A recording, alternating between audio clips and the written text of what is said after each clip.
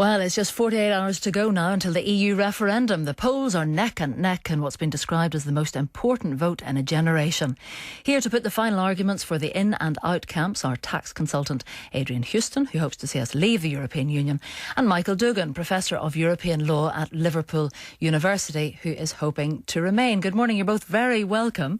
I have to say, looking at the morning papers, it's full of the referendum this morning. Adrian, you're the money man, and this morning the Financial Times is saying that sterling and the pound rallying as the political mood and opinion polls shift towards a vote to remain in the European Union. Can you still claw it back?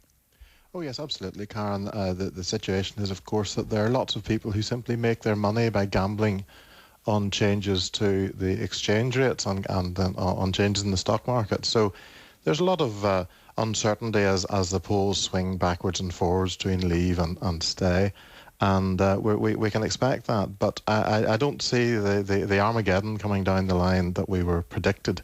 One of the things I would point out is that this terrible scenario of leaving the EU, just about 4 months ago when Cameron was renegotiating at Europe, he said that if he didn't get the deal he wanted, then he would be happy to take us out.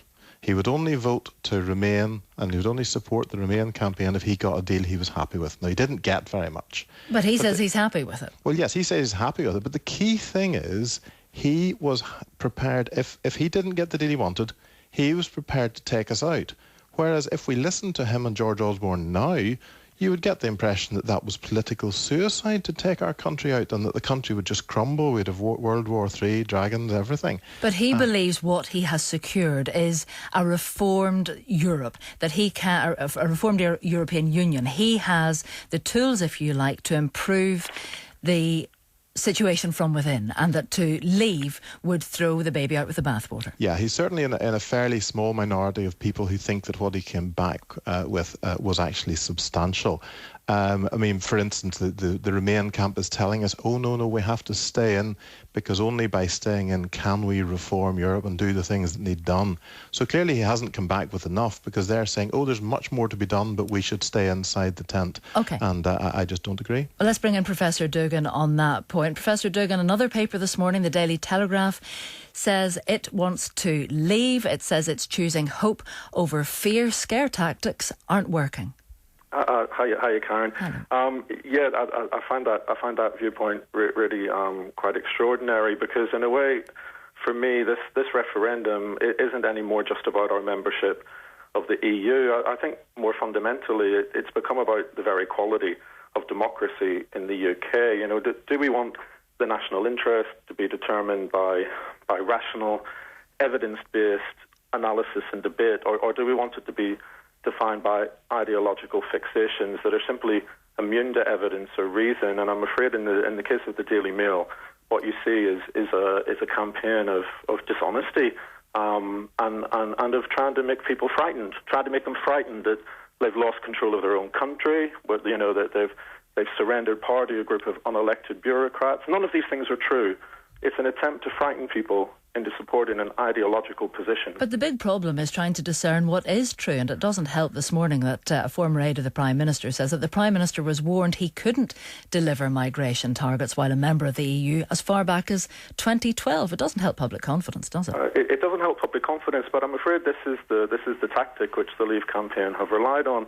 On the one hand, they have used dishonesty on an industrial scale, and we've just heard it again about David Cameron's deal. The great majority of European lawyers in the continent of Europe think that David Cameron's deal was an important and valuable deal, not a worthless piece of paper.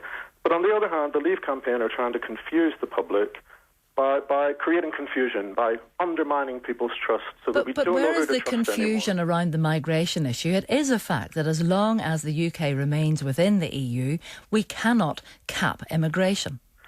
I think the migration issue is one of the fields in which the Leave campaign have really plumbed the depths of dishonesty. All of the objective social science research proves that EU migration has been good for this country. And you can read it on the University of Liverpool website. I've put up the actual facts about EU migration, and it simply doesn't bear the relationship that the Leave campaign claim it does. Adrian Huston, we've just got a couple of days to go now. Friday morning this time we'll know exactly where we stand. Are you confident there will be a vote to leave?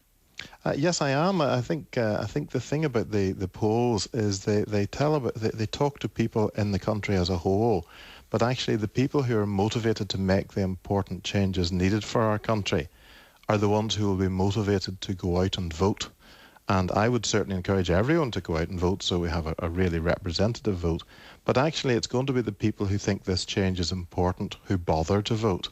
And therefore I'm very hopeful that Northern Ireland will have a close election, a referendum. But UK as a whole, I think we will have a narrow victory.